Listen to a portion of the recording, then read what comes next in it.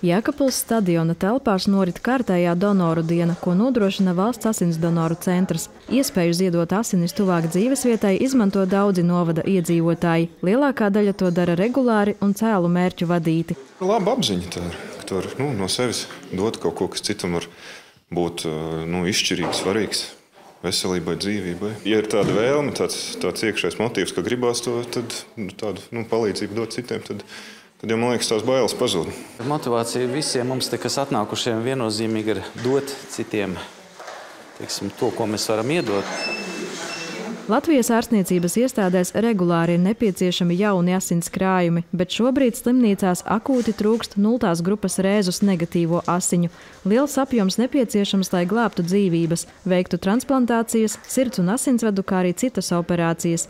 Arī starp donoriem ir cilvēki, kuriem agrāk ir bijusi nepieciešama asins pārliešana. Man vienreiz ir pārlietas asinis, un tādā veidā, daudzus gadus atpakaļ, tādā veidā, man liekas, es varu palīdzēt kādam citam.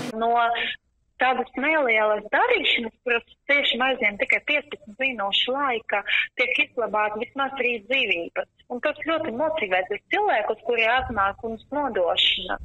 Tādu domu domāju, tas visas bailes aizies, manuprāt. Vēl papildus, tas tiešām nav bīstama procedūra, ļoti ātrā un principā nav sapīga. Daži cilvēki uztraucas, ka asins ziedošana nav veselīga, bet tas ir mīts. Ziedojot asinis, donors atbrīvojas no vecajām asins šūnām un organisms ražo jaunas. Tas palīdz efektīvāk izplatīt skābekli visā organismā. Donori retāk slimo ar akūtām un hroniskām slimībām. Asins šūnas organismā ir nepārtrauktā kustībā. Tāpat asins nodošana izraisa pozitīvas emocijas. Pēc asins ziedošanas pašsajūta ir ļoti labi, uzlabojas, pati jūtos ļoti labi. Ieteiktu nebaidīties, jo pirmkārt tas ir cēls mērķis kādam izglābt dzīvību. Otrkārt arī asins atjaunošana, tas ir katra cilvēkam pašsajūtas uzlabošana.